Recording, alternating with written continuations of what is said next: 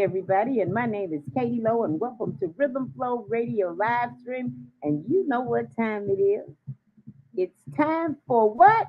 A conversation with Brother Raymond. And I'm going to tell you, I had a great day today. I went out and I volunteered some of my time to the World Vision. And I'm going to tell you, this is the first time I've ever done anything like that, especially in my senior moment, and I had a ball. I'm gonna tell you, if you haven't volunteered in your senior moment, you have to try it. And without further ado, I'm going to bring to you none other than the man of the hour, Brother Raymond. Watch me disappear. Good evening, ladies and gentlemen, and welcome to a conversation with Brother Raymond. I'm your host. As always, we give reference to God. May y'all bow your heads. Heavenly Father, we come thanking you with our eyes open wide, our arms and our hearts filled with joy for thanking you for waking us up in our right frame of mind. Lord, we ask you to continue to protect us from all hurt, harm, and danger. Lord, we ask that you keep our children safe, keep our minds regulated and on you. We pray all these things in my precious son Jesus' name. Amen. Amen. Thank you again. Thank you again for tuning in to a conversation with Brother Raymond. I'm so grateful for all of you. All of you are tuned in, and all of you haven't tuned in would like to tune in. You can always catch us at on YouTube right after the show. All you gotta do is go to a conversation with Brother Raymond. You can catch us after the show or during the show. So if you want to go listen, see us live, go to a conversation with Brother Raymond right now. We're on Facebook and we're on YouTube. So you don't miss us. And in the event that you can't, you can always catch us anytime. All you have to do is go to YouTube and type in a conversation with Brother Raymond. You'll be caught up on the latest programs we have. And so with nothing further being said, I want to say happy birthday to anybody celebrating a birthday. Our condolences goes out to anyone who lost someone. My near and dear friend, Jose Pedrazian, a.k.a. Taco, born and raised in Cabrini. You know, he lost his battle with cancer, and he was like a mentor. That man could play some baseball. I'm talking about, wow. Play some baseball, man, and then he went on to master horses, and he did so many great things in his life, man, that, he would always be remembered as a legacy in the community. We salute you to Donna, um, Carlos, Sika, and the rest of the Pedraza, Jane, and the rest of the Pedraza family. Our hearts are with you in y'all time of bereavement. May God strengthen you in your time of bereavement, and may He keep you strong and your eyes focus on Him, because God does not make mistakes. We love you, and we will always miss you, Taco. You forever be in our hearts and minds, and you will never, ever be forgotten. As long as I'm blowing breath, you will always be a part of me. And as long as you're a part of me, you live on forever. Thank you, and God bless you. And I salute the family. And also, uh, all the birthday people out there, happy birthday. Um, Special shout out, y'all. I got to give a special shout out to the Section 3 worker in Houston. Her name is Pat Holcomb. This sister was so patient with me when I got here, getting me hooked up with Section 3. And now I'm certified with that, as well as a direct result of her willingness to walk me through some of the stuff that was going on here in Houston. I thank her very much. Salute to you, Pat Holcomb. Thank you as well. As always, to my children, to Cora, Lamar, and Raymond, I love you wherever you are out there. And my big sisters, LaDonna and Veronica. So I love you all, and a special salute to my girl right here. You see how she popped up? You know, my queen. Y'all know my queen, Nicole Turner. Don't play. But my ride or die just popped up, right? And I have to salute this lady because she has taken out so much time and effort in pursuing and perfecting a conversation with Brother Raymond show. See, I don't get the ordinary. I get the extraordinary. So when y'all see my stuff, y'all see it up and bright. This is the woman behind it, Miss Katie Lowe. And she's also the ambassador for BST and MHH. And if you don't know what MHH is, that's Martha's Helping Hands. So we give a shout out to her as always. We thank her, her partnership, her leadership, and her friendship. We thank you, Kalo, always from me and Nicole. She's working right now, so she'll thank you later. But we thank you very much for your support and your efforts and continues to keep us relevant and prevalent because today you went and you volunteered, and people don't even know about that. We ain't gonna tell them just yet, Kalo. I know, but you know what? Listen, we got to give a shout out to the person that's responsible for us learning how to do a live stream and a podcast. Today is none other than the super producer of intellectual radio, Earl Winfrey. Earl, Yes, it is. Today is his birthday. happy And birthday, Earl. this is why I had to pop back into the screen because if it wasn't for Earl Winfrey, Yes, Earl we went. would not be doing this. We wouldn't be here. I Our remember him saying, father, he is our way God. out there in Manheim. Okay, okay, now I'm gone, but We I traveled. had to come back in and Thank you. acknowledge him. Happy birthday, Earl. We salute you as well, my brother. We salute you. Yeah, the founder of it. He did it, started it all. And so we do that and we give shouts out to everybody who's helped making BST and Martha's Helping Hand stronger and the effort. And that's why today is so special with our guest, none other than State Rep Lekisha Collins. Would you bring Lekisha on right now? Thank you very much. Y'all give a round of applause to our State Rep Lekisha. How you doing, Lekisha? I'm doing good, Ray. How are you? I'm fine. I'm fine. I'm just sitting here. I'm excited. I was all today. I was like, I gotta get my stuff together. And then you help me get it right on together. You help me get it right on together. I said, okay, then there you go, State Rep. So without give me a brief background of yourself. Who are you? Who are you? So I am the state representative for the 9th district, which holds 105,000 constituents. It Mm, stretches from North Lawndale community all the way to the tip of Lincoln Park. So I represent a various of different communities. So like Little Italy, Tri Taylor, Greektown, a little bit of Old Town, Gold Coast, um, Cabrini Green.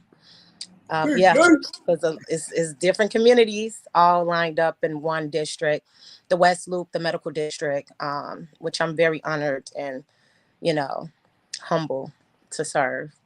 So yeah. Is it a little North Lawndale in there anywhere? Yeah, North Lawndale. Okay. Okay. I think I mentioned that. North Oh yeah, you Lawndale. did. What Yes. inspired you to run for this position?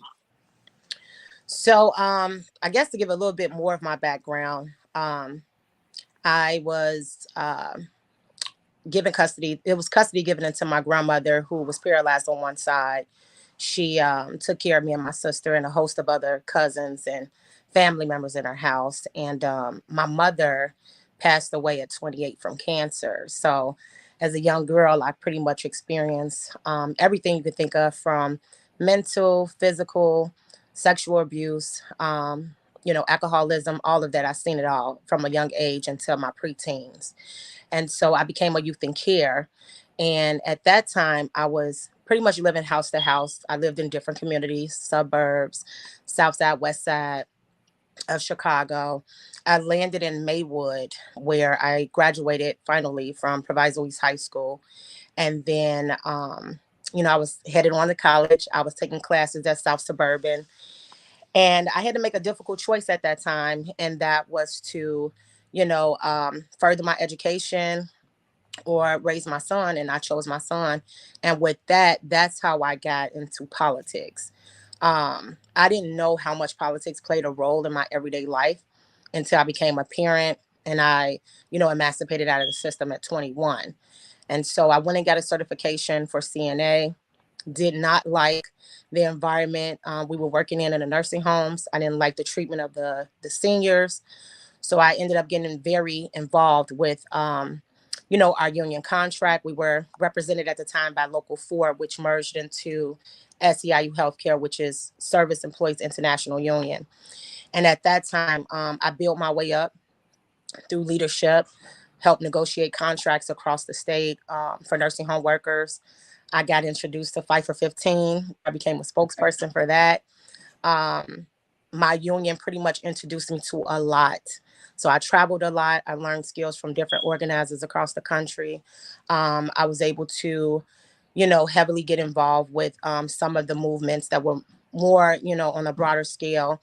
And so I did things like march. At this time, I was like early 20s, but my union, pretty much I guess they saw something in me and wanted to make sure I had these different experiences too. So I did the March on Washington. I did Freedom Summer. I don't know if you remember Freedom Summer, but I went there for their anniversary. Yeah.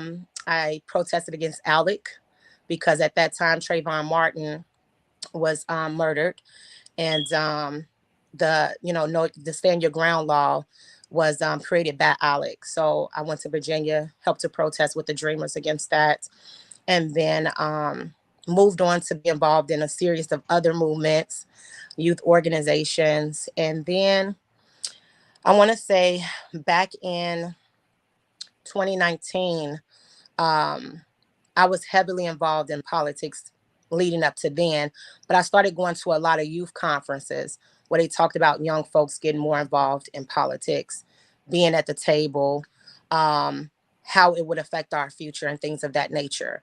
Okay. And I never knew that, an opportunity would present itself, but I felt that, I was the right person to run for this seat. I had the lived experiences. I, know what it's like to, go without. I know what it's like to work a full-time job or pick up a second job and still can barely make ends meet. Single mom, childcare affected me when Ronna cut the funds to it. Youth in care, how DCFS is still today, after 20 years of being a youth in care, the system is constantly declining. And majority of the kids that are in that system without placement is Black and brown kids, but it heavily affects Black kids. Mm-hmm. And I was one of those kids. And so it was just a number of things. But what inspired me most is the future of our state, the future of our children, our seniors, our everyday working people.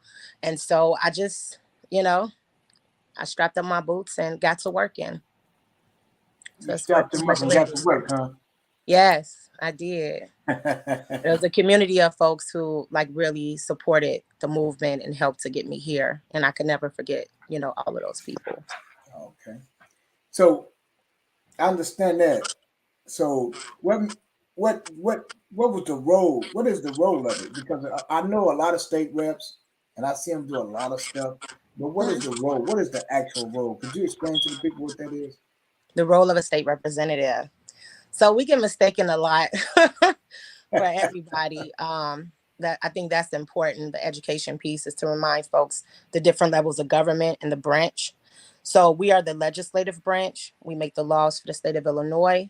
We also, vote on the state budget, and we appropriate funds to different, services that everyone use or organizations within the communities. We are So that means that we literally work for 6 months, technically, when we're in Springfield and we're, doing our legislative session, and then Okay. we come home. A lot of us, yes, we go out into the community. We do the community engagement part, um, and so everyone has their different way of representing. A lot of us will walk our districts, things of that nature, to stay engaged, because Uh-huh. a lot of the times people don't know that we even exist, because they look more to their aldermans, because Yeah. the aldermans are here, they based at home, you see them all the time. With state reps, 6 months out of the year, you don't really see us. But that's because we're in Springfield. So that's the role of a state representative. But yeah. But another reason why they don't see a lot of state reps, and it's because a lot of state reps they hide behind their desks. And one of the things that I love about you, you got boots on the ground. You always out there. You knock on the doors. You go meet the seniors. You go meet the youth. You and create jobs. You bring awareness. And so, from the very first time I met you, you have been proactive instead of reactive. See, a lot of them state reps are reactive, but you're proactive. So that's one of the reasons why I felt you and I was digging your swag because I said, wow, okay, so many people get in here and they tell us all that good stuff when they get in there. But as soon as they get elected, everything changed. Now, I sat back and did my homework on you. I watched you, and everywhere you could be, you were there. Now, unfortunately, you can't be everywhere all the time, I but can't. the times and places you could be, you were actually there. And I have seen times when you weren't even on your schedule Mm-hmm. and you found out about it the day of. Like, we ain't gonna go there, but you found out about it the day of, and you still show up. If it's nothing but Yeah. 15 or 20 minutes, just to show your support to the community or and whoever is throwing the event at the time. And so I commend you on that, and I thank you. And I just think that a lot more reps need to be. It's like you're a pace setter because you're out there. You got your boots on the ground. You're fighting. You're making sure that the people know who you are for one and what you're doing and your position. You're not just sitting back letting no. Hey, I'm over here. I'm over here with it. Mm-hmm. Uh, we're gonna do this like this here, and I want to let you know who I am. And you had that swag, and you got that gangster. I said, look at her. Okay, then. Yeah. No, I mean, I would say too, What's going Raymond, on, is that Keisha? Oh yeah. you say what? I'm sorry. I would say too that, it is a struggle being new, walking into this arena, Yeah. um building relationships, right? People are Hmm. kind of used to what I would say the old way, right? Where, you know, um a few can sit at the table, but and I operate different. And that's not to slight anyone. Everyone has their own way of representing, everyone has their Okay. own way of showing up. But I feel like when you have someone who is being proactive, who wants to get to know you, who wants to help your organization out to better the entire community, um kind of embrace it, right? But a lot of people are shocked because they're like, well, wow, I haven't engaged this way with my elected official before. And that's fine. I told folks when I was running for office the first time around that I wanted to give them a new experience on how to engage with their elected official. And it was really the experience I wanted to receive as a voter, which is that don't show up when it's election time. I want to see you throughout the year. And it Right. is hard because we represent 105,000 people. We'll never see 105,000 people. I'll never meet everyone in a community. So my social media kind of plays a role in that too, because I'm constantly posting something or resources, or showing folks like, hey, I'm in a community. I want to see you. I want to hear from you. But, it's been a little bit of a struggle, but things are working out, the more I'm getting out there. Okay. Yeah. Be sharp tuning in. He throwing the taste of Cabrini this weekend. He gonna be throwing the taste of Cabrini, and the last Yeah. one was a bomb. And I commend brothers like him. And he goes out and he gives back to the community, and that's what it's all Mhm. about, giving back to the community. So shout out to you, fella. I see you, and Yes. and the state rep. You just so what are some of the things you've done since becoming a state rep? Let's find out Mm. about that. See, we talk about getting there. Let's talk about what you're doing right now. Let's get to that. Get to that. What you Oh, doing right we. now Um. So I've since been you in got there? office. I've been in office now 2 years, May, July. I won the primary March of 2020, but then I was appointed because my predecessor retired early, in July of 2020. Okay. So since then, I've been able to transfer land to a child care center on the west side to make sure that they have the rehabilitation to the facility so that our kids can go somewhere safe and play. I've actually passed a number of bills that I've sponsored or co-sponsored, pertaining to what I've heard on the doors from constituents throughout the district, personal experiences of being on the inside and saying, hey, this does not work. Making sure that we pass a responsible budget. Um, and so some of the bills that I would just like name is one where I'm heavily involved with DCFS because I was a youth in care, and I know that that's something that's crippling our communities. And Okay. so last summer, I was at home and I was just thinking to myself, like, what were the barriers that, I faced as a youth in care? And then kind of mixed it in from what I was hearing on the doors. And what a lot of folks may not know is that we have a lot of intact families on the west side, a lot of foster parents who are very vocal about the fact that they don't feel like they have the support. So there's a lot of turnaround where kids are, taken out of one placement, put into another one, or just sitting in a holding space. And so that's not any way for any kid to live, right? And Right. so I came up with this bill, the exit interview.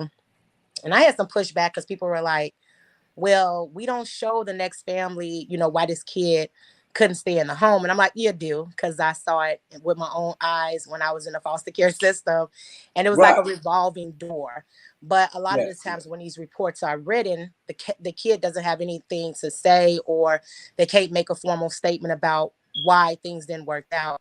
And so we did an exit interview where, it give the child a voice to say like, hey, this is what was going on, or whatever, right? Wow. There was a bill that I co-sponsored with Senator Peters where, and I didn't even know this, but if a child family, mother or father or guardian had passed away and they left them some money behind from being a veteran or whatnot, the state would reimburse that money to themselves. And so I'm like, when a lot of these kids get out of the system, they don't have any money. They don't have no security. Yeah. So what we did this year was pass the bill that the governor signed that requires them that when a child gets up to age, they start collecting part of that money so that when they do emancipate, they can emancipate with some security. They'll have some money set aside for them to give them a jump start to being independent.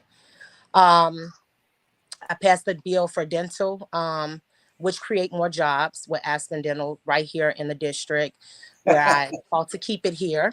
It creates jobs, but it also helps to further the education, but it also gives services to low income families who are looking for dental help. And that bill was really hard to pass, but that was one of the bills that I passed as a freshman coming in. And I'm really proud about that bill because it's going to service a lot of folks who meet the federal poverty level who need dental implants, or, any other Yeah, dental. because it had became epidemic in the black community. Yes. And We ain't Black got no veterans teeth, too. and They it's talked about that a lot. They I said used to always laugh and say, I'm the finest man with no teeth you ever meet in your life. And they be like, boy, you so crazy. I said, I'm that. telling you the truth.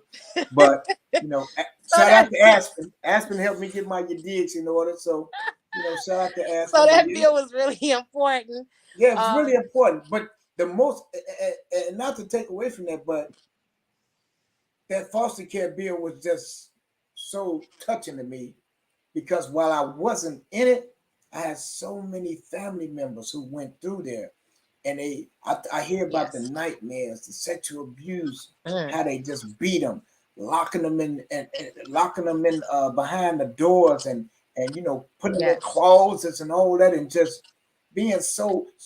What you created was an avenue for them to let them know in between, like, hey, they ain't treating me right, and I got the marks and the to prove Yes. it, and so that, excuse me, that can help them along the way because that's where our killers come from. That's why so much anger and rage it comes out that foster system, whereas the DCFS don't, they don't really do nothing, but they get them in and get them out, and so that bill is very important. I want you guys to understand this. That is not a light bill, and for her to co-sponsor it, No, I created that bill. There's a uh difference. oh, I created that bill. The I'm gonna language fall back on that one. She is created different. that one. Was that in your rookie year? Was you a Huh? rookie then? What'd you say, sir? I'm sorry. Was you a rookie then? No, this was last year in the Oh, last that was session. last year. Okay, so in the Yes, rookie but year, still, it you was created it the was a other bill. bill. I did a couple of bills like that where, and of course, shout out to our lawyers who are our LAs. They help out with crafting bills and everything. But literally, I sat at home through the summer, like, what are a number of things I can focus on Wow. that not only did I hear in the community, but from personal experience that no one else can tell this story but me, right? Right, right. And so that exit interview bill, it meant a lot because, like I said, Yeah. I was in a home where literally every other month there was a new kid coming in and another kid going out. There were kids who were being re-traumatized, and they still do to this day. when they go Right. into some of these homes, because everyone don't have the best intentions, but the ones Exactly. who do and want to take care of take care of our kids, they don't have the support.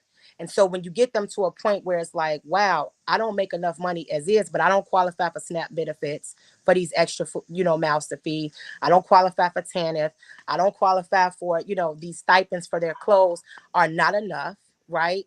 And so now I'm struggling, but I want to help these kids, but I can't. So now they got to turn them back in. And it's not because they're a foster parent, it's because we didn't help them enough. And so I'm doing something right now where I'm stirring the pot to create more legislation for this next session to address those barriers.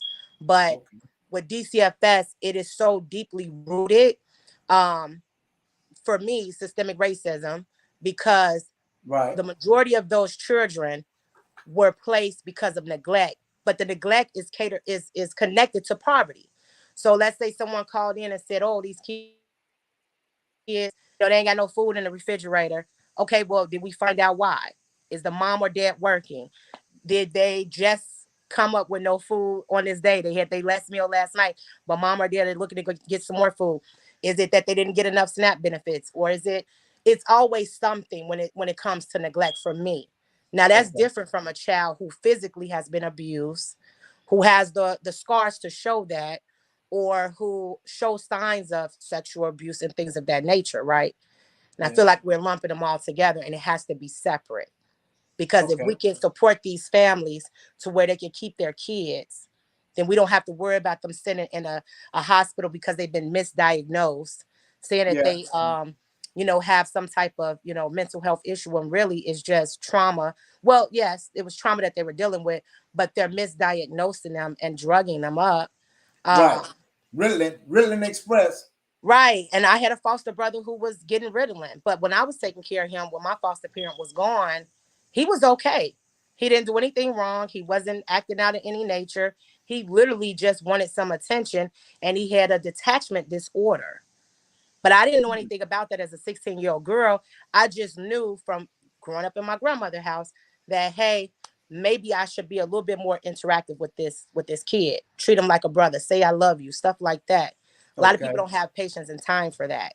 Yeah. But again, we do have families out there who want to adopt, who want to take in these children, but they don't have the support that they need. And it's something that needs to happen now. We have to act on it, because again, you have them sitting in this waiting area for God knows how long, and then you send them out to society when they emancipate, and they don't have any real resources, and then they go out to a life of crime or whatever the case may be.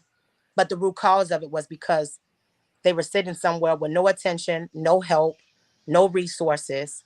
And yes, a lot of them want to get out of the system and say, forget it. I don't need any extra resources, because I don't need any resources because y'all treated me wrong too. Yeah. Yeah. Right. So we have to do better as a state when it comes to DCFS. And we are working. We have a DCFS working group that I'm in right now. But Wow. it's a lot more that can be done, and we are addressing a lot of these issues. It's definitely going to take time. It didn't just start with this administration. It started a long time ago. And when you're fixing problems, like I said, I've been out of the system for 20 years. It's going to take a long time to get it to where it needs to be. But if we proactively do it now, we can at least put a dent in some of the barriers that a lot of families and children are facing, Wow. Wow. in my opinion. But I could go hours and hours about DCFS, And but that's I'm what I not was going to going do to tell that. you. I said we got a part. I already telling I'm my going to do co-host. I said we got a part two on this here. that. What are your plans or priorities for the next session? This meaning this legislation projects. What is it? So yes, we start the new General Assembly, which will be the 103rd in January. Uh huh. And we should be submitting bills or possible legislation in the next couple of months. And so what I've been again focused on is DCFS, but also preservation of homes for seniors. And so we know that a lot of the times our seniors, they've been living in their homes for 6 generations, but yet they don't have the money or any real resources to upkeep their housing. And a Okay. lot of the times when they do leave it to their daughters or sons or whatever family members, it's so much of a debt and burden to try to fix these homes up A lot of Yeah. times they just sell it, right? Yep. Or lose it. So I have a bill right now that passed the first committee in housing, because I sit on the housing committee, and it was introduced to me by a constituent named Walanda Cannon on the west side, and it's the legacy bill. I'm looking to pass that, just trying to figure out where do we get the funding from to make sure that everyone can qualify for it. But it's definitely catered to our seniors, because I hear a lot about that. I've been walking up on steps that are not safe at all, or going into homes where it's literally falling apart on the inside. That's Yeah. no way for a senior to live. And then again, a lot of these homes that our seniors have, they're on fixed incomes. Yeah. Some of them don't have no one to help them or assist them. So who's looking after our seniors? I worked with seniors for almost 12 years of my life. I've heard all the horror stories, but I've seen it myself from knocking on doors. And so I see the conditions they're living in. It's inhumane. Right. So I'm hoping that that bill passed for this next general assembly, because I'm gonna be pushing hard for it. And That's not to why. go off course, but another thing I like about that bill is to push it. Uh, are the returning citizens being uh, mentioned? Because Yes. a lot of returning citizens come home with the aspects and aspirations to Mm-hmm. become somebody and do something, but that's the key component. It's not even a job. People say, Mm-hmm. "What if you get a job?" Okay, I can get a job and I can Where do work you live? 16 hours, but if I ain't got nowhere to lay my head, Yes. from like you said, from pillar to post, and eventually you're gonna say, "Forget it," and then we that's how recidivism is Yes, created. so I do have a bill that I'm working on with Fully Free campaign, but that's more of the administrative bill. It was something that like happened with my father, where my sister on my father's side passed away Mm-hmm. unexpectedly last year, and he was the last, person to be able to say, what happens to her belongings and things like that. But because he was a felon, he wasn't allowed to put her to rest, and it really did something to him. Say that And so again when the because bill, he's a what? a felon, Yeah. I want yes, y'all to hit it. I just want y'all to hit it. I'm a real person, y'all. I'm an open book, no shame in my game. So Now my I want father, them to hear that because uh, um, people are not aware of that. So yes. explain that to them, Rep. Explain that to them So, about their piece. so the administrative law pretty much prohibits anyone with a felon to be able to have the final say in how their loved one is laid to rest. They can't have any say so over their estate or anything of that nature, no matter what the felony was for. No matter if you was at the wrong place at the wrong time, you didn't actually do it, but you got tagged with a felony. Like, yeah, so that's another barrier for returning citizens. And so what this bill would do is that it would take that language out and allow someone like this young lady, who was on the Fully campaign, who was the only child, and if something happens to her mom, she won't have the final say on what happens to her mother, how she's laid to rest and everything. But because of the law, she wouldn't have any say so. And that's the same thing that happened to my father. And so I watched him, like pretty much just go through hell because he didn't Yeah, have say so on his daughter, yeah, in putting her to rest. And so I wanted to make sure that if I was going to carry this bill, that it was one, meaningful legislation, and it is, and then two, it was something that I can really connect to. And I think that's important about carrying bills. If you have a personal story behind it, it's easier for you to make the arguments on the floor, but it's yeah, easier for you to, advocate on behalf of it. Not to say that, my other, colleagues have not been able to do that, because they have, but it's more impactful to me to carry something that like is happening close to home. And I've seen that with a number of my colleagues when they told their stories, like just how impactful it is. So that's a bill that I am focused on for this next General Assembly. And the Fully Free campaign has been working very hard to get the word yeah, out and gain the support for it. yeah. So we're Shout just out to waiting Martin to Chambers, go man. back and, Yeah, have a hearing on it. And then hopefully, my colleagues are being support. And a lot of them are, I'll be honest, a lot of them are in support of it. But there's a process that has to happen too. and that's the thing I was going to hit you with. I'm gonna go off script again. How is it like for you as a black queen to have to cross the aisle, meaning have to work Mhm. with the Republicans. How is that? Because people don't understand that you have to work with them too. So how is that Yes. experience with you? So, I've never had an issue with my colleagues on the other side of the aisle. Most of my bills were all bipartisan. We had one hiccup, and that was last session about mask mandates. I mean, well, in the chamber, wearing your mask in the chamber. But other than that, I've never had an issue with presenting a bill or getting support or having them vote yes on it, right? I do think that, when it comes to Republicans, they have to address their constituents just like we have to address our constituents. If you're hearing from your constituents support this bill or we want you to support this bill, those are the ones that are Yeah, voting for you. You have to represent your district, and that's the reality of it. I do know that we get more work done when we're all working together. Like those days go by very smooth. But when it's like a standstill, no, we ain't voting on that, or no, we can't, right, right. it just take up too much time and energy. But I've never really had a problem when it came to presenting a bill on the floor. Um, Only when that little hiccup happened. And then, of course, there was some pushback on simple bills like a lead bill to ensure that our drinking water was safe for our Yeah, children. But that was just a backlash from, what I did, calling them out about the mask. And then there was another bill for the child care. I extended child care for youth in care who become pregnant, making sure that they have free child care when they emancipate out the system up to a year, which is another barrier for a lot of young folks. um, yes. so they gave some little crap about that, but I do believe they still voted yes on it anyway. So Okay, it okay. just, yeah. So it ain't always like they say, but they ain't gonna never help out, and they I ain't gonna always, mean, well, I would be honest, there have been a number of bills like our budget that is vital for our communities that they have just no votes, no votes, no votes. That is yeah, true. But there are yeah, some bills that we do present where, they vote yes on. Not a majority, but some will vote yes on it. But right. bills that are like literally for, helping out families and things of that nature, I have seen red on that side of the voting board a number of times.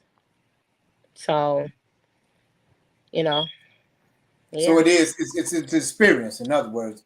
So okay, that's yeah, good. That's good to know yeah, because I don't, because I know my personally being an advocate and going down to Springfield and I had to go across some aisles and meet with them. I understood where they came from as far as passing bills yeah, for returning citizens and things of that nature, and shutting down because we want to shut down a few prisons, and so they was like, why would I can't vote on that because that's my district and they're my people, right. so I don't have nothing against it. I think it's a great bill. I can't vote on it. So I do understand that. So Hmm. move right along. What can we as Black people do to build political power and a political arm? There are so many folks divided. So how can we bring them together for the overall interest? So, so yeah, I think that the state of Black communities across the globe, like we have Yeah, to get to a point where we're seeing eye to eye. Our communities are still facing a high number of employment, lack of housing that's affordable. right. Um, our schools are continuing to be looked at on the chopping block because of low enrollment. And there's a Yeah, reason for that. It's not because we're not sending our kids to our neighborhood schools because we don't like our neighborhood schools. It has a lot to do with the condition of the neighborhood and the resources surrounding the neighborhood when it right. comes to that. So if there's high crime in the community, if there's lack of housing, lack of stores, health food stores, there's a number of things that play into that. I'm gonna send my kids somewhere else in another community where I don't have to deal with that type of stuff. Or I'm gonna shop in another community where there's a health food store or where there's, a nice coffee shop that I can sit outside under an umbrella and enjoy Yeah, myself. yeah, Violence is everywhere. It's not just catered to the Black community. That's number one, but it's publicized the most in our communities. And so I think we have some amazing organizations out there. We have some amazing community leaders. And I do see where, folks are coming together. but we need more of that. And so I would love to see, more of a community like Cabrini Green and or North Lawndale, because they do work together. Like some folks from, Cabrini, like I lived in Cabrini, now I live in North Lawndale. So I bounce back and forth. But more of that happening, I think would be helpful. I think they both, have similar things that they Okay. face. We need to get more politically engaged. We need to go back to Civics 101, learning the different Fight levels the of power. government, huh? Live endeavors in our roles and responsibilities. And then also, making sure that we have, money to fund, the things that we Yes. need. Yes. Um, I'm more of an old soul. So my grandmother is from Mississippi, and she told me stories about, when they used to, house folks who used to come down there for, Right. Right. trying to help folks, vote or, whatnot. And I remember, reading into Bayard Rustin or, a Dick Gregory and, things of that nature. Like I grew up reading Yes. off that type of stuff. And so people could call me radical, but, What's I what's just going look on? at Salute. things differently than some others. And for me, it's like I would love to see a day where we are literally like on one accord, no matter our differences, no matter, what may have happened in the past, but that we're literally working together, because we put all our resources, we can actually see more. Right now, folks are just Exactly. kind of Where in are you? silos. We're all doing the same thing, it's just Right. separately. So where are you with the? I know you're heavy on it, but I want the viewers to know, where are you on the mentorship? Because I know you were very big on these youth having Yeah. mentorship in the black and brown communities in particular, because it's so lack of. Yes. So I do every summer. I do a mentorship program at my office with interns. I'll take them from all across the district, but for whatever reason, I keep getting them based in Lindale. But I'm always asking, like, can I get some from these different communities? Because I literally take them through different steps. So I'll let them do a ride along throughout the whole entire district just to see, from one end to the next, all of the different, communities. Right. And then I'll ask them a series of questions about, what do you see that's different from your community that you live in? What do you think we need to do as government to improve these, areas in your community? What will you be willing to do as a young person to get more involved in your government? Because we work for you. Any decision that we make is going to affect you, right? And I always walk away from every internship with, this sense of urgency to change the way, we engage with our young folks. A lot of them don't want to be talked to. They want to be talked with. They want to have conversations. They have real experiences too. They actually care about housing, jobs, school, all of that. Yeah. We just have to be willing to listen and really let them take ownership. And you'll be surprised at just how, smart and how aware they Yes. are of what's going Yes. on around them, you know. Yes. So I enjoy these internships, and I'm always looking for kids, whether they're 14, from ages 14 to even 21, to engage with my office. Okay. Well, I have a young lady you might know on the phone. Her name is Princess. Yes. You know Princess? Princess But Shaw. before Yes. we bring her on, I want to read something she sent me. Hmm. Princess Shaw, I am a lifelong Lawndale that developed into a community connector. I was born and raised in Lawndale before there was a North and South Lawndale. And she's the third generation Lawndale and raised four generations. I have a passion to help bring about a change in my community and others that mirror the same barriers that are faced in my community daily throughout the Chicagoland and surrounding suburban areas. I'm a family orientated and focused on bringing back the ethical, peacefulness, unity back to our Lawndale community, which will transcend to other communities in the Chicagoland area. How you doing, sister? All righty, Michelle. Thank you guys for having me on. I greatly appreciate it. You're greatly appreciated. I just wanted to get you in here right quick because I'm working on the state rep. You see it? I'm dropping that head, but she dropping them hammers on me. She's shooting it right back at me, right? Everything I shoot at her, she's shooting right back. And that's what I love about it. You know, I love about it. It's just so awesome because somebody say, "Ooh, I absolutely love that approach. Give money, give money." I just want to know because I want people to understand that this sister does more than run her mouth. You know what I'm saying? Yes. So can you enlighten us on some of the good stuff that she's doing out there in the Lawndale area? Yeah, and just so you know, it's a Lawndalian. Just so you know, I came up with that word 2-3 years ago. Go ahead on that. She done started Oh my something. gosh. Okay, then go ahead. Yeah, you know, when we're growing up, I got shirts too. I'll make sure you get one. All right, make sure I get one. Lawndalian just basically means a person that was raised in Lawndale. Okay. So whether, you know what I'm saying, you used to stay in Lawndale, you stay in Lawndale now, you live, work, worship, it's all about bringing unity because, you know, when I was growing up in the 80s and the 90s, you know, I'm not trying to give away my age, but you done did that already. you know, there was no such thing as North and South Lawndale. There was no such thing as East and West Garfield Park. That's right? That's it. There's even a South and North Austin now. I'm like, what? Yes. That's unheard of. But as you stated, I'm just going to echo exactly what you're saying. The state rep is doing such great work. I mean, you know, she's very open-minded. You can go to her, and it almost feels like, you know, she's a family member, right? Like a sister or an auntie. Like, hey, you know, I'm going through this. That gives you that great advice, and then leads you along the way with all of her wisdom and knowledge that she's already, you know, has. Right. So that's a great like accomplishment for Lawndale that we have her as our state rep.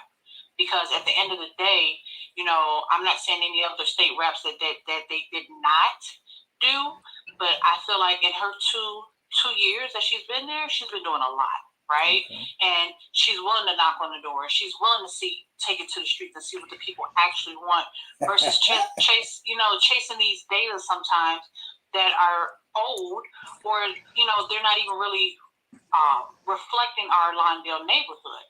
So I applaud her on that on every level, because that's what we need now. I think I was talking with someone the other day, and I think like these next couple of years is going to be our years of shift and change, right? Okay. And we need people that are going to be able to sit down and listen and see the bigger picture. And she sees that bigger picture, right?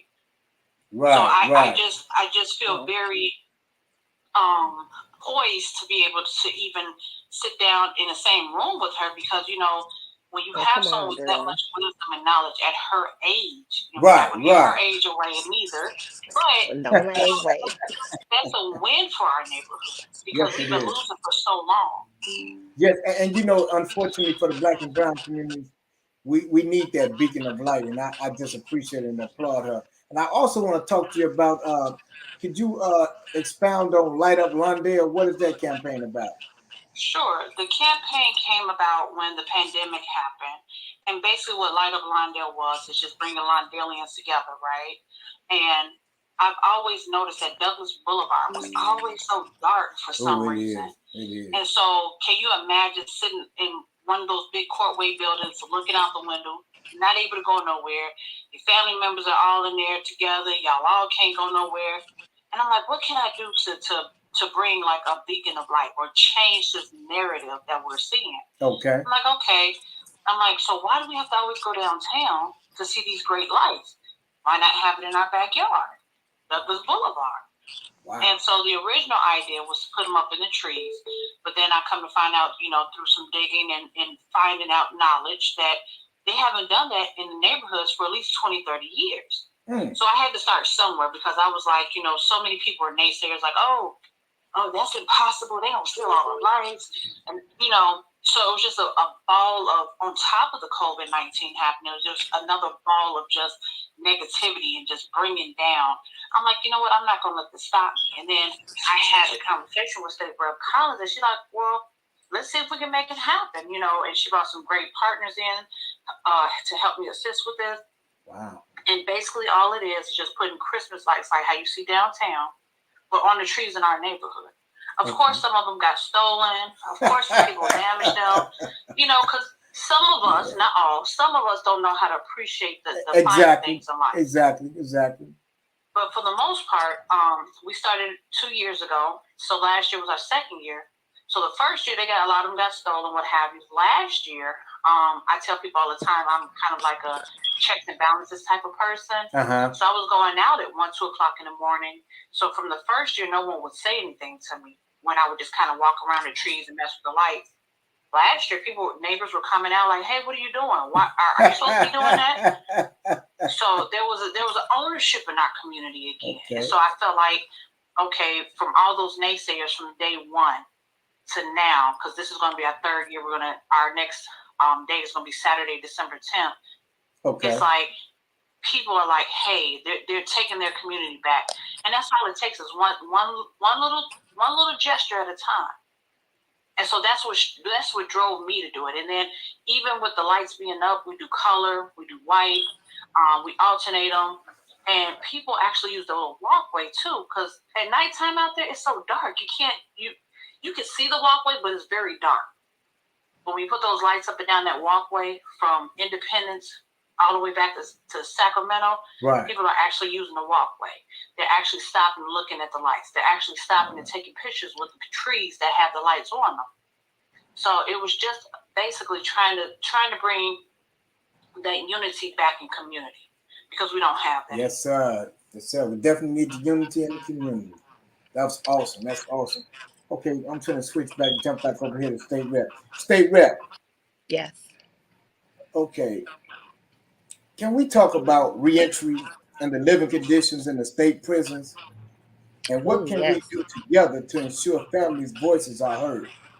Because before you answer, I wanted, because I work with I work with a group of men that's incarcerated. Some have been there from 20 years, and some have been in there for 15, 12, and 11, and so on and so forth. So for a lot of them, there is no hope of any justice being served, because a lot of them are saying, a lot of them are innocent, and some are saying they're not talking about the crime, they're talking about the extensive time. And not only that, the horrible conditions in which they have to live in the state prisons. Could you address that, State Rep?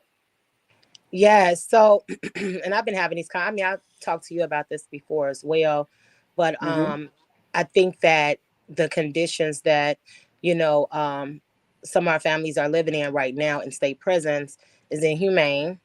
And I was just telling a good friend of mine the other day, actually, when we was talking about this, is that how do we expect them to re-enter into society, one, with no resources, nowhere to live, nowhere to work, or anything to prevent them from going back to what led them there? But then also, how can we allow them to live in these inhumane conditions and not even put our foot down and say this is not right? I mean, they're there, they're doing their time, but they're not there to be abused or to be mistreated, right? And there's a difference in opinion. Some folks were like, hey, they did the crime, that's where they deserve to be. But yeah, they're doing their time, but they should not have to live around mold. They should not have to, fear for their lives while they're living in there either. Right. And so I think this campaign to address these inhumane conditions that they're living in is something that's going to be really big, and folks need to get involved in it. I have people calling me all the time saying, hey, my son, he almost died because there was no, air conditioning, or they put him in solitary, or when COVID broke out, they were not given a vaccine, or they were not being isolated, anything of that nature, not having any prevention for spreading the virus there. It was just so many heartfelt and heartbreaking calls that I had to take. And it's like, we put money into the prison system to rehabilitate these conditions, but yet it's not reflecting that. So how do we put our foot down and make sure that happens? As far as community folks and families getting involved, I really do believe that there needs to be a bigger movement around this. There needs to be more conversations. Folks need to know who to call, their state representatives, any elected official, get them involved. Again, I mean, I can only imagine. I can't even imagine, honestly, like what it's like to be in there. You I can know, share with you. and I have sons too. I mean, you hear the stories, Right. but again, it's like to sit and argue with somebody about why it's wrong. It just irks me because it's Right. like their sentence does not include them being mistreated while there, because that causes more trauma. So then when you release them out, so because they paid their time, they did their time, they paid their dues, now they come out into society, they're being mistreated again, they're being denied access again. Right. Like, what do you expect them to do? There's no real systems in place, so it's a lot more that can be done. um and like I said, we've been talking about this too, but I think the community definitely needs to get more involved in Exactly. this That's it. movement. They have Yeah, to, right? and real talk, because I survived it, and some days I Mm-hmm. even ask myself, how did I survive it in the horrible conditions? I'm talking about water, mice, insects, and then not only that, now we got to fight the guards, and the system is already set up for us to lose, and then they beating us, throwing us in cells, and in a hole for nothing. I mean, nothing. And it's just so mind-boggling, and I can only imagine how the other brothers that got more time. I didn't have that much time. I was there with them 6 times, but I always had an out date. So just Yes. imagine the ones who don't have a out date. Yeah. Or they Yeah. outdate is a Buck Rogers outdate that they probably won't even live to see. And yet and still they're still being treated less than humane. And it goes, it's a racial thing too, because it's so crazy in there. It's a whole nother world. And people don't understand that when you're incarcerated, that's a whole different world. And not only there, we talk about the prison system, but even the Cook County system is flawed. Do you Mm-hmm. know half of the men and women that be incarcerated in Cook County would rather take time in the penitentiary versus to stay in that Cook County jail? Being in Cook County, I've That's always how heard. real it is. I've And always it's heard like that. I'm talking about it's a live wire. So and that's why I advocate for it and I fight so hard for this, because I know, because I firsthand. Could you imagine the doors rolling? You coming out, you finna go to the gym when you got something planned, and some young man, all because he wasn't fit to be in there or couldn't take it, he jumped off the rail. So now Mm. you got to turn around and go right back in, and it goes on and on. The guards beating you, people getting raped, and all that old kind of crazy stuff, And it's just so much. It's so much, man. That's what I'm saying. It just it's a place for folks to be rehabilitated, but it's and not. that's not happening, because like And that's I what I'm wrote a saying. It's piece not on it. happening at all. I have So to those find who and make send it it to you, out, Rap, I already know. No, I because hear the stories. That's why I am definitely on and that's board why with recidivism is so high. That's yeah. why recidivism like it is now, because everywhere Mm-hmm. we turn, we being turned down. We ain't got no help. We can't get no help. They told me you need ID to get ID. Hello, they just released me out the state. That's what I'm saying. That's one Where of we get the some most ID from? pettiest And where we barriers get some there help? is. Where's this help that we supposed to be getting? Where's this rehabilitation that we supposed to be seeing? It is none. And so at the end of the day, our young men and women that's coming home with hopes and aspirations of changing their life only get sucked into the realities of nobody cares about us, like in the words of Michael Jackson. So that's another one. And the Exactly. reentry circle. Yeah, it's big, man. And But I I mean, applaud you. again, if you think about how many folks, like again, because when they're in there doing prison labor or getting educated while they're in there and getting these certificates and things like that, they're told that, oh, you can get a job when you get out of here. That's not happening. So again, No, it's you're not. setting everyone up for failure. So Exactly. I definitely am on board with this movement, and I would love to see more and more people get involved, get educated around this issue, and definitely Yes. get involved because You are. it's something that shouldn't be happening, but it's happening, and we got to do something about it for sure. Yeah, we definitely got to do something about it, because at the end of the day, State Rep, we all our families in one shape or form or fashion has been incarcerated or incarcerated now. Mm-hmm. And the way they've been treated, it reflects up. That's just like we don't vote. We ask everything to change, but we don't go out there and vote. So you don't Yeah. want nothing to change. You crying for that, but your mouth ain't matching your feet. Because if it was, you'd be advocating, letting these state reps know, letting these local officials know, hey, we want some change. Well, to Raymond, real quick, I feel like voting nowadays is not something that's popular because people have been let down for so long, right? Yeah. They don't believe, they don't have faith in their government. Right. I don't blame those folks. You get what I'm saying?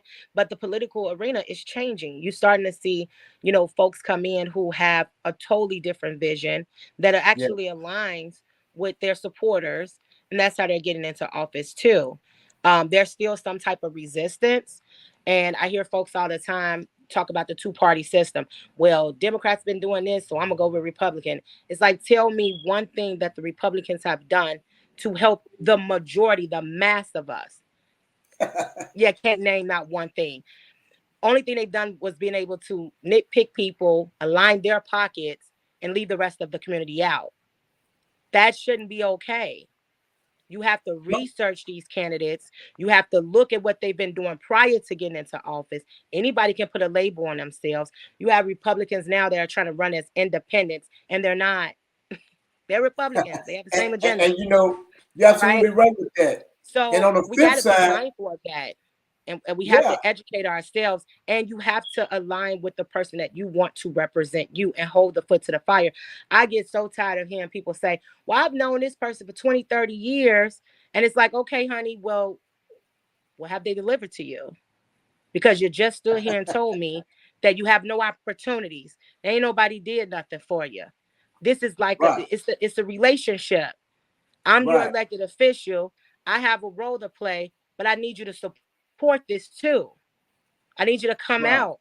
I need you to slip into this bill and say you support it or you don't support it. One or the other. You got to get You got to get engaged with what's going on. Yeah, you can't just and on the say flip I side elected of you that, to office or I paid you my taxes and then expect everything to go your way and it's not going your way. We need to hear from you. Yeah, and state if rep. somebody's not Another listening thing, to you, you take that up at the ballot box. Right. Another on the flip side of that, I when I work with them now, I'm playing devil advocate because they say that a lot of stuff is passed to us, and that prevents us from wanting to work, from wanting to get jobs, wanting to get education. And they have a valid point because nobody put a gun to our head and told us we couldn't get an education.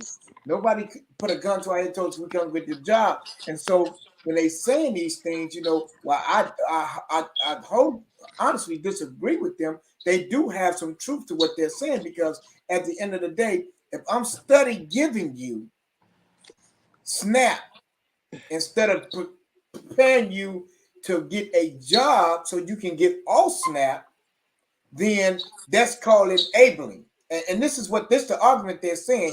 Even though the poverty system is way below, they're saying that even with this being said, that's one of the reasons. And then the stimulus packages and all this free money that's coming out is that young men and women and adults as well don't want to go back to work. So they saying they calling us lazy. They calling us don't want nothing. And then they say we got all this money to go and buy all these fashion designers. We like to stay sharp.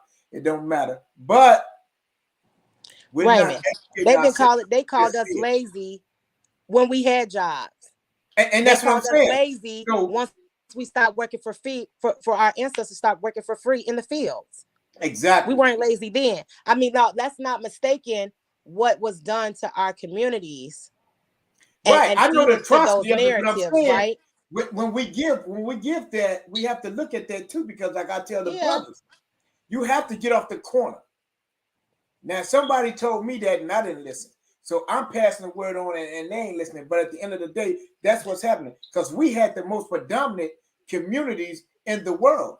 Tulsa, Oklahoma, Black Wall Street. We had everything of our own.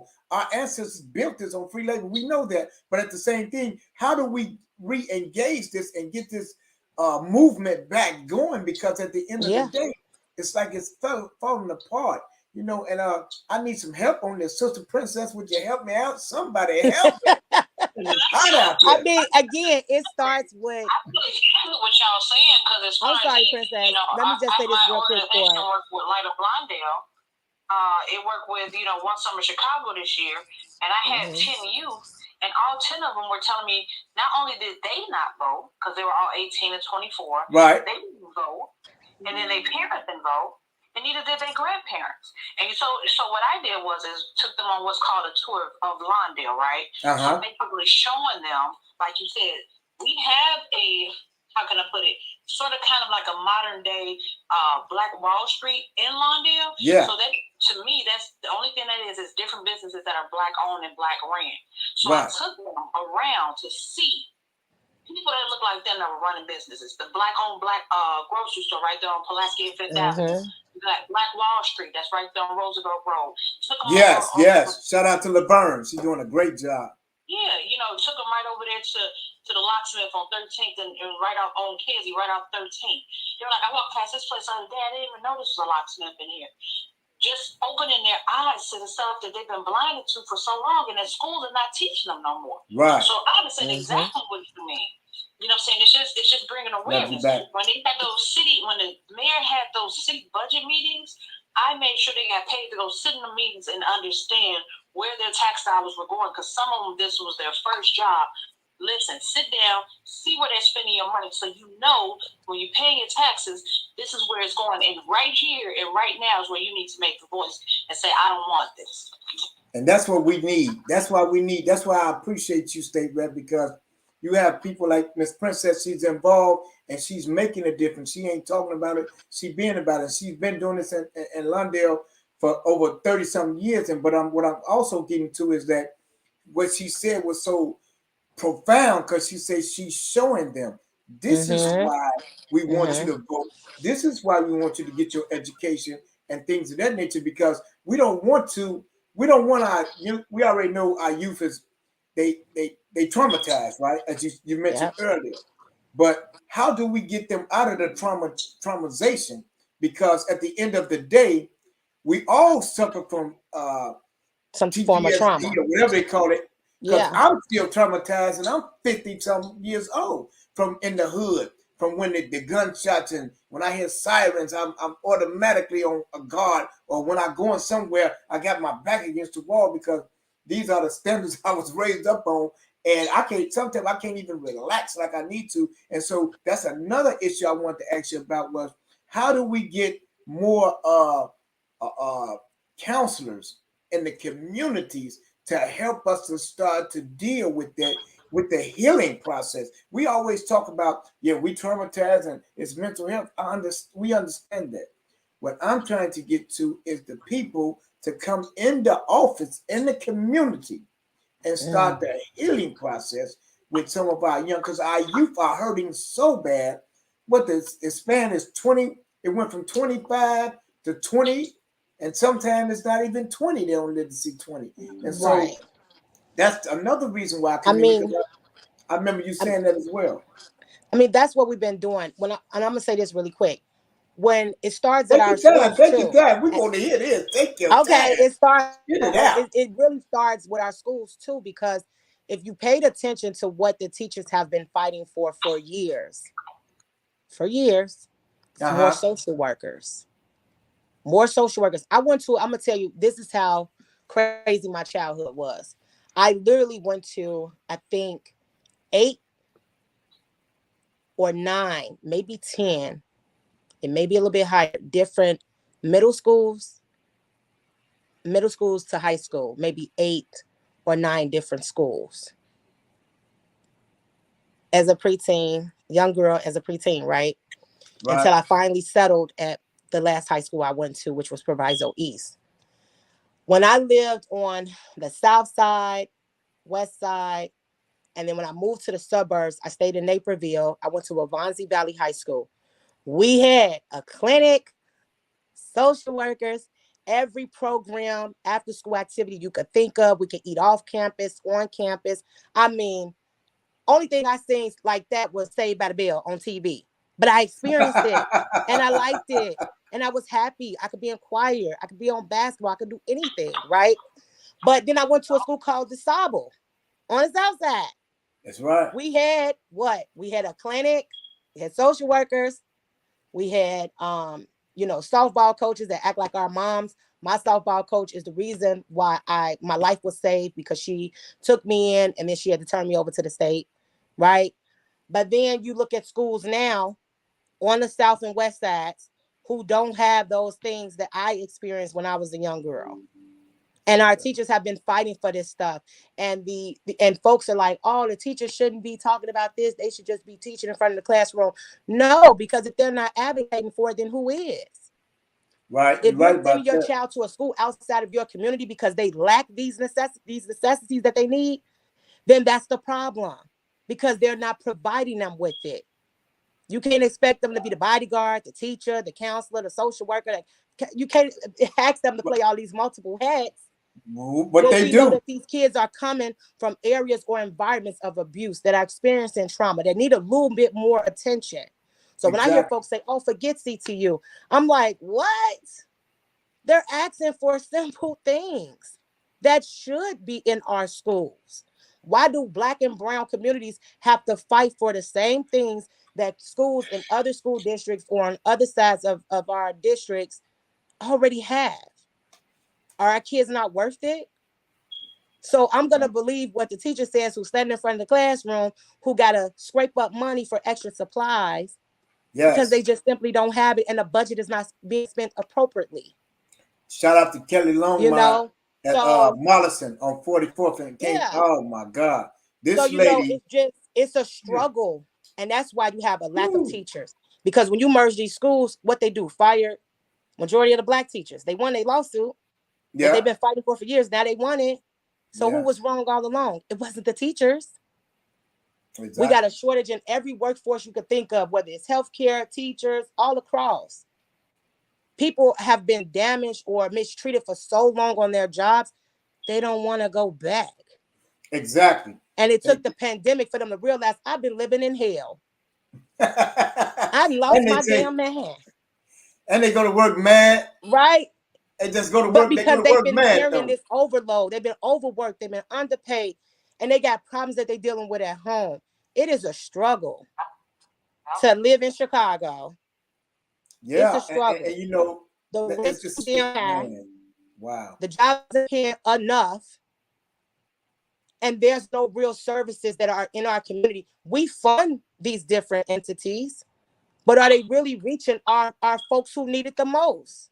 Exactly. And that's one thing I will touch you on that's what, and I'm sorry because I get a little bit upset about it, but that is my frustration. Okay. Is that we're putting the money out there. Some folks are mad because there's new people popping up that I see doing the work and they're getting this funding now. But I see them doing the work. You know, but that's the like thing I live on the near north side. I'm sorry, Raymond, but I live on the near north side. There are some really dope community organizations over here that are doing some really good work, that are engaged in the community. I see it. I've been to a couple of those events.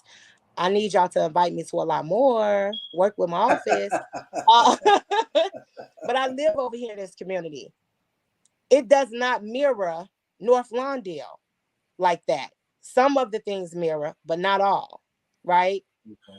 And when I look at communities like North Lawndale, where you're starting to see more Black-owned businesses pop up, more people working together. On 16th Street alone, you got a Black pharmacist that's been there forever, through generations. You got the Black beauty supply. You got the barbershop that help people with, what do they call that, Princess?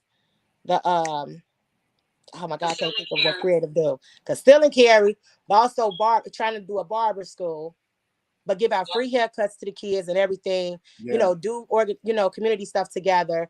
And you have all of these different resources. Like, a lot of people are taking initiatives into their own hands. They're taking it to their own hands, and they create these spaces for themselves because they're just tired of begging. They're tired of feeling like they're begging. They're tired of asking and have no type of, results. So they're doing it on their own. It shouldn't have to be that way.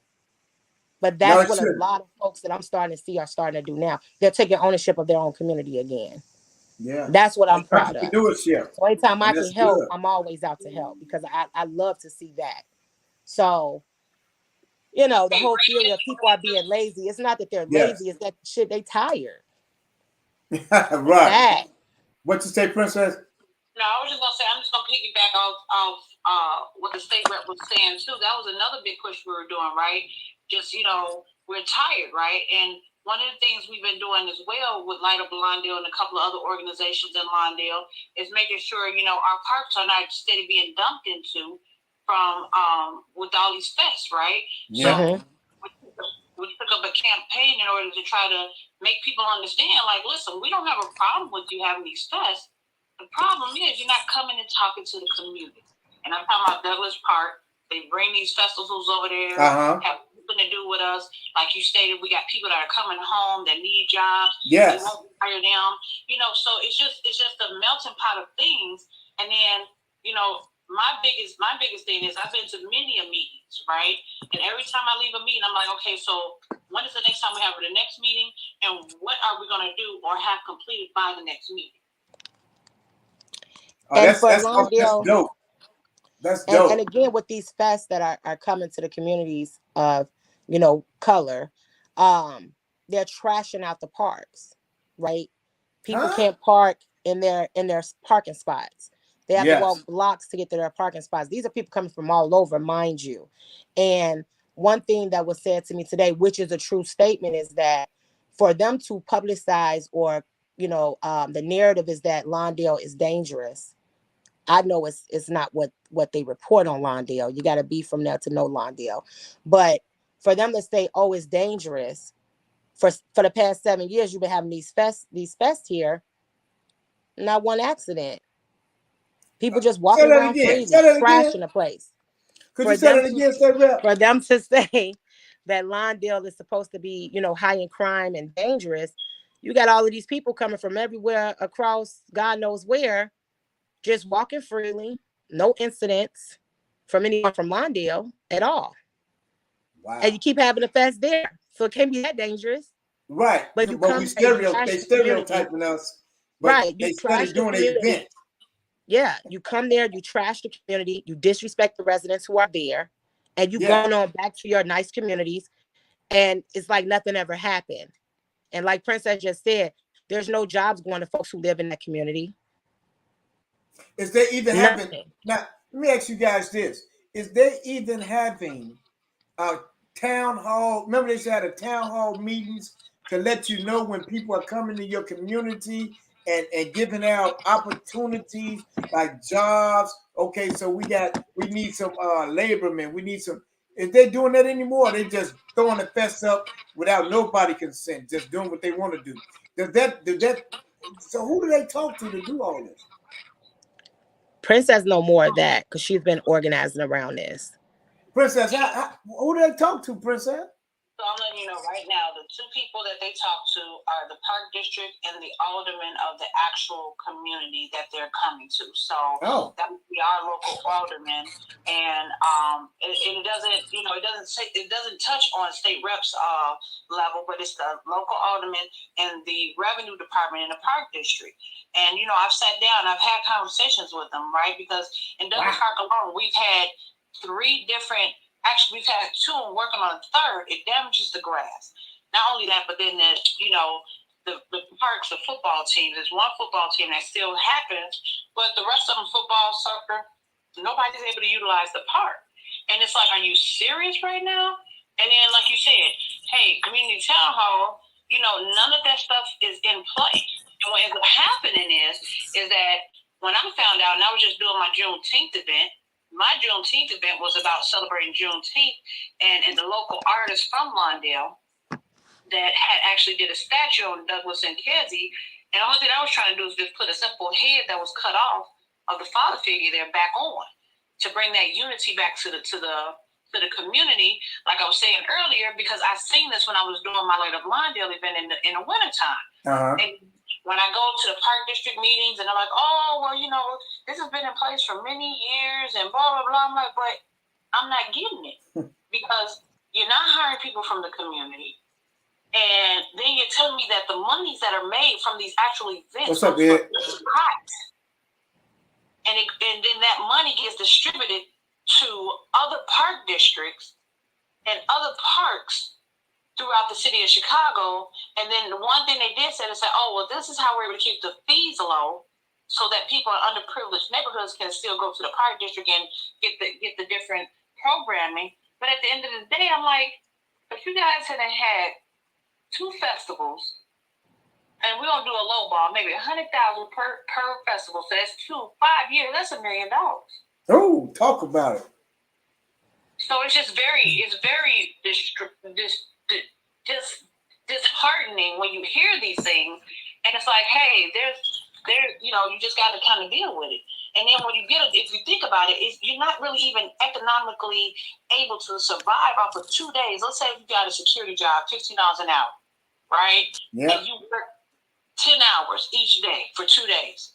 That's not enough. That's not economic development. Then they want to sit here and give us that, the parks, the different festivals. Oh, well, we're bringing economic development.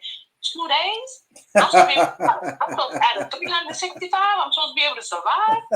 Oh man, come on now. We got to make this make sense. So the one thing I will say is that we do have a couple of meetings coming up, town halls, that we're bringing the actual park district to Douglas Park to sit down and show them, because Douglas Park is almost like a historical / landmark type of right. Park Exactly. And we got the name change and everything else, and it's almost falling apart. Yes. But then they're taking this money and just shoveling it wherever they want to shovel it to. Right. So let me ask you this: Shouldn't the aldermen be at that meeting as well? Not just the park district, but have the aldermen there as well. No, and I'm in total agreement with you, right? No, I'm just saying because it doesn't make sense, like you just said. Well, I mean, I think this would be a good opportunity. And then now all of a sudden they plan like it doesn't matter, and that's just like the black dollar.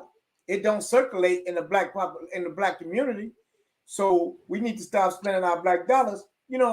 Wow, that's crazy. Man. But I think this would be a good opportunity. And I told Princess that this would be an opportunity because we have I think it's Monique Scott, the alderwoman who's sitting in finishing out the term for Michael Scott Jr.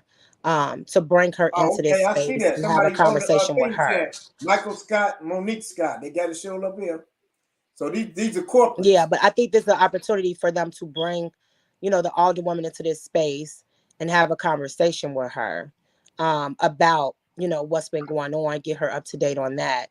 Because I'm like, again, I have people coming to me about stuff that I have no clue, but then when they come in and explain it to me, and I, go back, do my check, I'm most of the time I'm definitely on board, but I just think just give that to her, just sit down, have a conversation with her, get her up to speed on what's been going on, allow her an opportunity to, give her point of view, Okay, so, and that's understandable, but you got to be at the table. Because, see, we want to be at the table and not on the table. And that's what's happening a lot of times in our black and brown communities. And so they come and, like she said, throw the festival, and they may hire 10 of us. But for 2 days, that ain't sustaining us. And then, as you and I were talking about, State Rep, about the trade centers, we need more. Mm-hmm. Either we need more trade centers or we need more participation from the trade centers that's already established, and to help the returning citizens and these youth. And I ain't gonna say high risk, because every youth that come out the door is at risk of losing his or her life. Yes. So all of them is high risk. So we ain't gonna keep using that as to shovel dollars into the population where you're not even giving back. So that's another thing I think that we need to be advocating about as well, Sister Princess, as well, is that all these construction and these everybody wants. I'm not against it, and this is what me and the State Rep might part ways at, right? Because I'm non-union all day.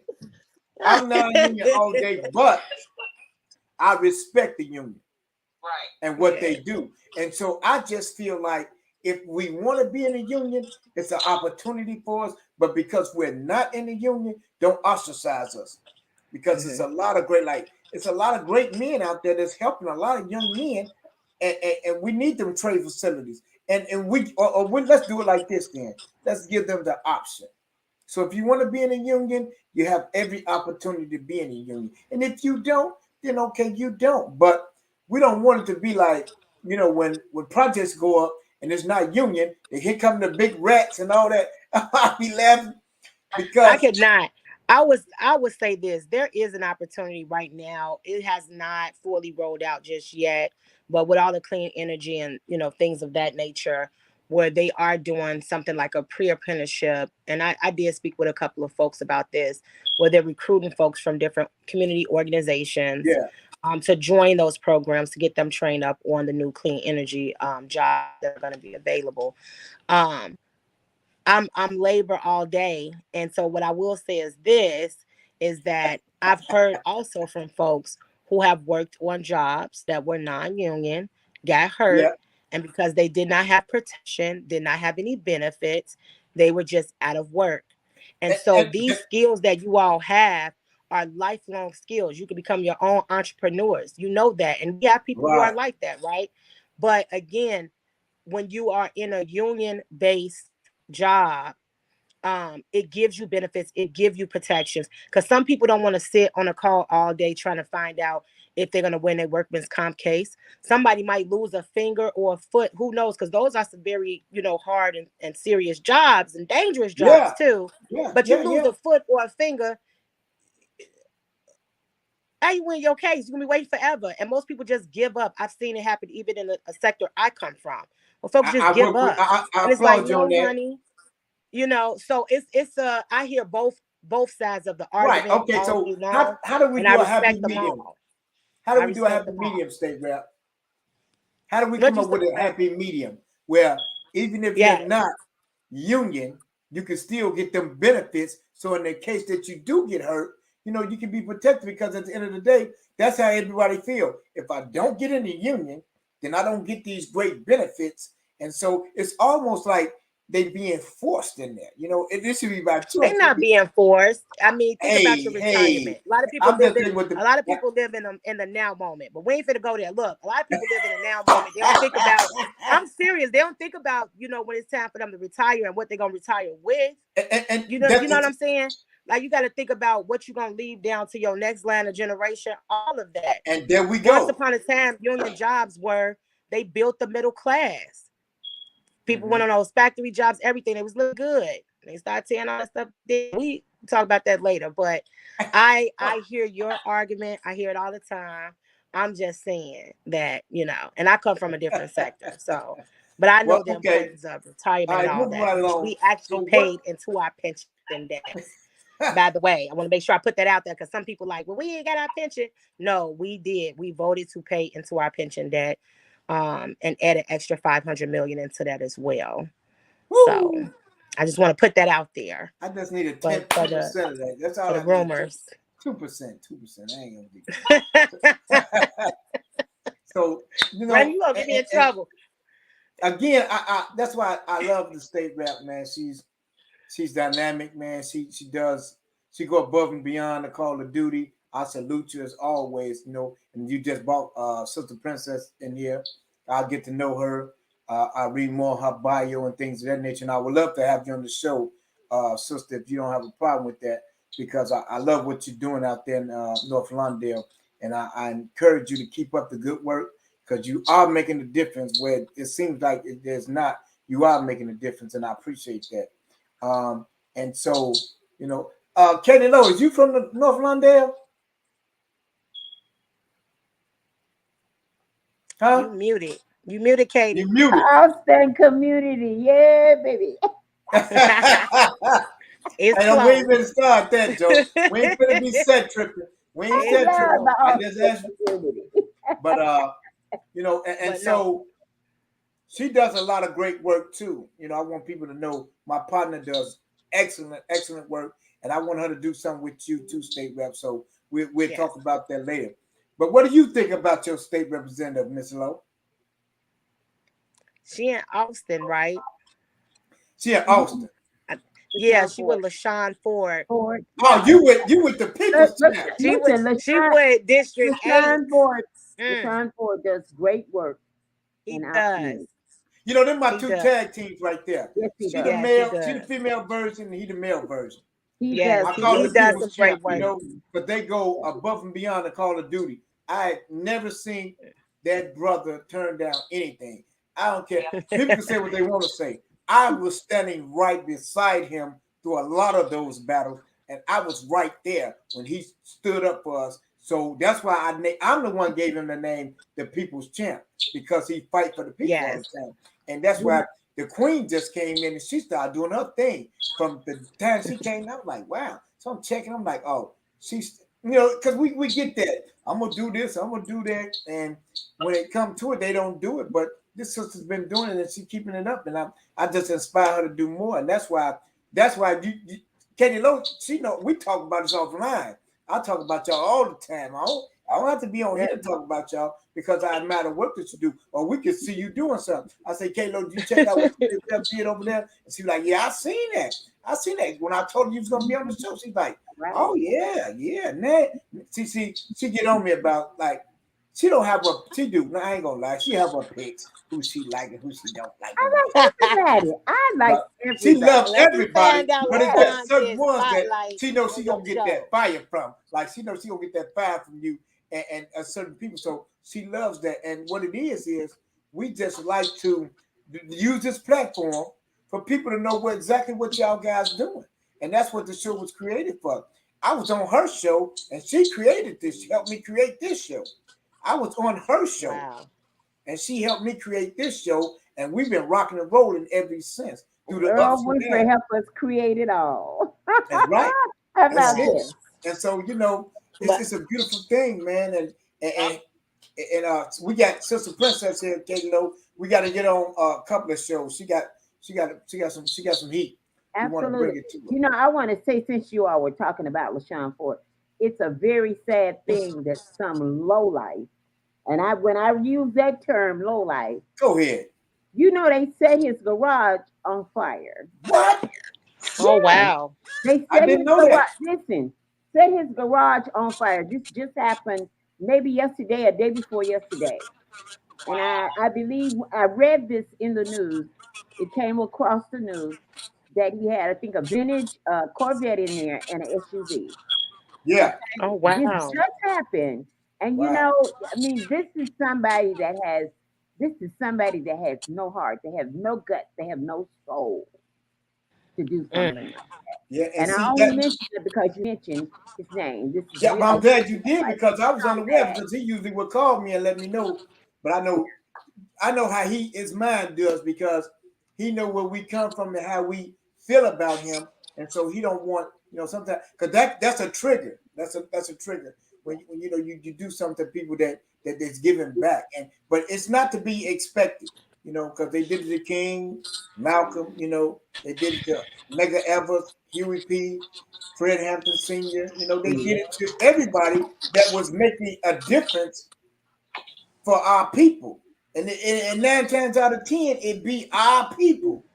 Yep. As they say, hurt people hurt people. Well, people don't like to hear the truth. But that's the truth. Right. They don't like to hear the truth. Hello, you remember when I flew in? He flew me in to go in Cook County Jail to speak to the guys. He said, you need to be here. Right on. And I took the flight and I came there and to speak in the county jail. He didn't have to do that. He had all them people there he could have chose from. You know what I'm saying? But that's just sad when you hear a brother that's doing the work diligently, and for years and years he's doing this work, and then this is how you get rewarded. It's sad, but that's the truth of the matter. Is the haters they out there, and it's serious, man. And if he just say for instance, back he caught him, and he defended himself and his property. They would have turned into a festival. It'd have been a circus. Mm-hmm. But it's okay for people to come and tap your stuff. No, it's not okay. And we don't get down like that. But you don't let nothing like that destroy you. It only makes you stronger. But that's what it is. And that's why the Bible talks about the overcomers. And that's how we overcome all these obstacles and situations and these barriers that we face. And we let them know, like in the words of McFadden, ain't no stopping us now. All right, we on the move. And that's what's happening. And they're going to see even greater things from the People's Champ State Rep LaShawn Ford as they're going to do it for Lekisha Collins. Because they're not stopping. You can't stop these people. because these people are ordained. See, some people are called, many are called, only a few Are chosen. are chosen. And so they are the chosen ones. And so we have to understand that. But see, we have to be able to see and hear clearly and recognize and have the discernment, to know who is for you and who is against you. And once you understand that, then you can get through that. Like they call me the angry black man in reentry, because I wouldn't let them call me. I wouldn't let them call me ex-con. I ain't no ex-con. They said, "What are you?" I said, "I'm a returning citizen, becoming a productive member of society." An ex is unknown, and a convict is still doing time. And if I'm sitting here with you, I am neither. And I appreciate if you don't address me as such. The people like, what? They was like, huh? Who is this dude? But I was just letting them know. And then I wrote it. I gotta find that piece. I had wrote it, and it was in the newspaper and everything. But I was like, no, that ain't who. That's a negative spirit. That tells us we can't do. Well, no, we can do it. I overcome. I came from Little Wacker Drive, eating out the garbage cans. So you can't tell me that God can't change your life, and I can't talk about my God. You done gone crazy. I'll never forget, State Rep. I was at a packed place, and I was going out there. I was the motivational speaker. I was on my way out there to speak, and the director stopped me. Hey, Raymond, can I speak to you? I said, sure. What's going on? She said, I love what you do, and it's all right, but it's just one little thing. I said, what is the one little thing? She said, we don't use the God reference in here. I said, oh, you don't? She said, no. I said, oh, and I turned around. I grabbed my bag and I grabbed my coat, and I was headed out the door, and the executive director came, and she said, where you going? I said, I got to go. She said, why? I said, the lady just told me I can't talk about God. I ain't ashamed of the gospel. Now, if I can't tell y'all what God did for me, then I'm in the wrong place. She was like, no, Mr. Richard. Come on, put that down. And she gave that lady a look, and if looks could kill, she was a dead woman. I'm telling you. She told me, she said, now go out there and do what you do. But I tell them, I don't play that. I just don't. And it's so sad how society portrays us to be this. No, we're not perfect. I ain't never claimed to be perfect. And I'm the first to tell you in a minute, I don't know. If I don't know something, I don't know. I tell K-Lo, she get, Raymond, what? I said, girl, I don't know nothing about that. And she be like, laughing at me like, you don't. I said, no, I don't know. I ain't ashamed of it, but, each one can teach one. We all can grow together. And so, that's right. We can all learn from each other. What you're doing is so important, whether people know it or not, or whether they want to respect the craft, because that's a craft. You was appointed to do that, because I'll be down there, Springfield. I know the hell y'all go through on the floors. I be on what we call the golden rail. We call it the golden rail. We out there trying to catch them coming in. Hey, stay center. Could you do this? And we represent, trying to get them to pass bills and put bills in fact. So I understand the hardship of it.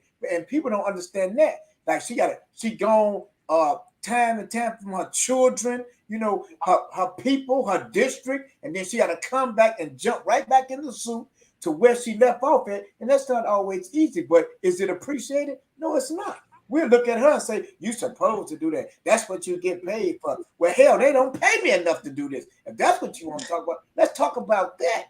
But see, they don't get it. And I'm so grateful that God took me through this, so I was able to see it with my own eyes. And I know that's how I know how the Republicans feel and how they be thinking, because I was down there so much. I know they even know me. Hey, what's up, brother? But I just, for real, viewers, for real. I want you guys to understand the importance of this. This is not just something that comes along every day. And they have a job to do. They do the best they can do with what they dealt with. But we have a responsibility too, is to help our local officials as well, to help them thrive and do more. It's not like they can just say, well, get this community this and get this community that. But what you going to do with it in the community? We got to reciprocate what we want. We got to make them understand that we appreciate them as well. We can't always come with a hand out. We got to be able to give something. Like, BST, we donate, we give back all the time. And we finna do something so big, it's gonna be mind-blowing. Don't say nothing, Kalo. Shut your mouth, Kalo. Shut your mouth. And we're gonna show the world that we don't talk about it, we be about it. We just had to regroup. And that's the thing. And that's why another reason why I love the state rep. She always in my ear. Hey, Raymond, what you doing? What's happening? She said, I'm gonna tell y'all something. I'm supposed to tell y'all. Come on. Oh, because you in Houston, man. You can't check in. No, I'm CG for life. I'm Chicago for life. I'm born and He raised. need to stop playing. You know, Because I'm in he the get on shack me for real. too. But I'm telling you guys this for a reason, because you're there. If you're there, get involved. That's all I'm asking you. Get involved. If you don't want to hear what somebody else is saying, then get involved and find out for yourself. That's the only way you're gonna find out. Or you're gonna always be on the outside looking in, and you're gonna be speculating and talking about, well, they ain't doing this and they don't do that with this. You don't know what them people do with that money. You don't know what they advocated at. And then what they're trying to do. Look at North Lawndale. It's building.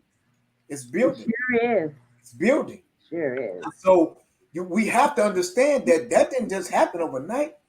As Sister Princess said, it took years. She's been there for 30, 40 years. So it North took Lawndale used to look like a bunch of iron. That's what it used to look like. But see what I'm saying? It's You beautiful know, now. it's run down. I used to drive the bus over there. I used to Right, drive I've never seen the bus driver. Right, see, bus Lowe was over there, around too. and it was just nothing there. It was just nothing. And if you go there now, North Lawndale is thriving. That's The what I'm bus saying. garage is not there anymore. North Lawndale is on the move. Man. It is really thriving. It looks It totally different. And that's what I'm talking about. So they don't understand that. But these are the elected officials, that comes in with a heart and want to see change, and they make it happen. It don't have to be the big giant leap. We got to take the baby steps. See, once we take the baby steps, we can get to where. I never forget when I came home, Katie Lowe. The wise man, his name is Larry King. I was on Central and Race at the YMCA, and rest in peace, Julius Union. He ran that place. It's called Independent Living. He said you can stay there for 6 months. Without the 6 months, you should be on your feet and you should be able to get around. I said, okay, cool, no problem. I came out the halfway house on 112th in the Roseland area and migrated over there because I couldn't pay no $90 every week. I just came home. They want my food stamp. They wanted everything. I couldn't get them. I said, man. So I went over there, and I was telling, man, I can't get this. I mean, he was playing Walter Hawkins, whatever it is. I'll never forget it. And he said, young brother, just take baby steps. You'll get there. And that propelled me to take baby steps. He say, and when you turn around, you're gonna see how far you came. And I'm still taking them baby steps. And I appreciate the unity and the love that came from the people that helped shape and mold it. But it was a unified effort. And what she's doing in her district. Now let's not get it twisted. She's not just in the Lawndale. She has a district, and it's a big district. And she has to reach out to all these different communities and try to help out as best she can. So we have an obligation and a duty as well as to help her so that she can make our communities a little bit safer. Educational systems, make sure our children have what they need, not what they want, but what they need in order to help them become productive and better and show them a better way of life, because when they see her, they see hope. They see inspiration. They see one of them has made it. And so that's her calling to let them know, if I can do it, you can do it. And the same thing with Princess, the same thing with Katie Lowe, the same thing with all the other great queens that's out there that's making a difference in society. And the men as well. If you're doing something and making a difference, every day they see you, they have a piece of inspiration, they have a glimpse of hope of getting out of the situation that one may be in. So this is all I'm saying. And this is why me and her jam at the hip, because I see her work. Her boots on the ground. She in the field. She knocking on the door. She'll call me, hey, Ray, I'm over at such and such. Could you get some guys over there? I said, okay. I make a phone calls and try to get them out there. Sometimes they show up and sometimes they don't. But nevertheless, guess who's always there? The state rep. She there. Right. And if it was just her and her group, she there. Knocking on doors. passing out literature, letting people know what it is and where they need to come. So at the end of the day, it's not like she's a ghost. You see her more than you see the people that you're supposed to see. The more that, like you say, you cheer for. You cheer for them, and you don't even see them. You see her, and you don't even cheer for her. So we got the game twisted, and it's backwards. So I just want y'all to be educated on it, and I'm grateful for her coming on my show. I've been trying to get this lady on the show. You told me this show was an hour. That's what I said. The name of the show is A Conversation with Brother Raymond. So the conversation. No, this was really deep though, and I'm the conversation can really get deep. And when the conversation, and you know what is good? You don't stop it. This how we know it's good. Katie Lowe don't say nothing. When it ain't good, she be like. When the conversation gets deep, you can't stop it. You have to let it. Okay. Yes, she really. Yes, no, I really do appreciate it because this was really. I just want the really people good. to know, because they need to know who you are and what you're doing out there. Yeah. But, and so y'all can tell them where they can follow you at. Tell them, State Rep. Oh yeah. Yes. Tell people where they can find you. So you can find me on social media. Facebook is State Representative Lekisha Collins, Lakesia Collins. Instagram is at Rep Lekisha Collins. And then my office is located at 2165 South Millard Avenue. We're open from 10 to 5 p.m. Monday through Friday. You can email me at office@lekishacollins.com, or you can call my office at 312-291-9181. And yeah. Okay, follow me online so that way you can see all the updates and things like that, because I do put like resources for jobs or things that we've been doing, in the 9th district. When you get a chance, could you add that to the comment section of the yes. Okay. Yes, listen, I'm going to say thank you, State Representative Lekisha Collins at District 9. Yes. For being a guest on A Conversation with Brother Raymond. We have truly enjoyed you. I want to let everybody know, I want to thank our sponsors. Sponsored by Brothers Standing Together, a 501c3 community service organization standing with returning citizens, that's incarcerated men, women, and children. Also, I want to give a shout out, none other, to Martha's Helping Hand. Martha's Helping Hands is fighting for the homeless by any means necessary. Listen, I want you, our listening audience, to sow a seed for humanity. You can sow your seeds to Brothers Standing Together, or you can sow that seed to Martha's Helping Hands. You can sow your seeds to Martha's Helping Hands at Turner's, that's TURNES 412 at marthashelpinghands.org, or sow a seed to Brothers Standing Together. You can sow that seed to, I'm waiting for it to come across the screen, to contact info at brothersstandingtogether.com. You don't always have to sow your seed at the church. You can sow your seeds to these organizations. They are a 501c3. And I thank you. And this is the weekend. So we always tell everyone what? To be careful. Be careful, right? And be safe. And we also want to shout out to our other young lady who called in, Sister Princess from the Lawndale community. And you'll be hearing more of her. We'll have her on the show in a couple of weeks. And I want to send a shout out to my stepson, Tristan. He's out there, man. He's a joy to have. I'm telling y'all don't even know. And I love everybody, as y'all know, and there's nothing y'all can do about it.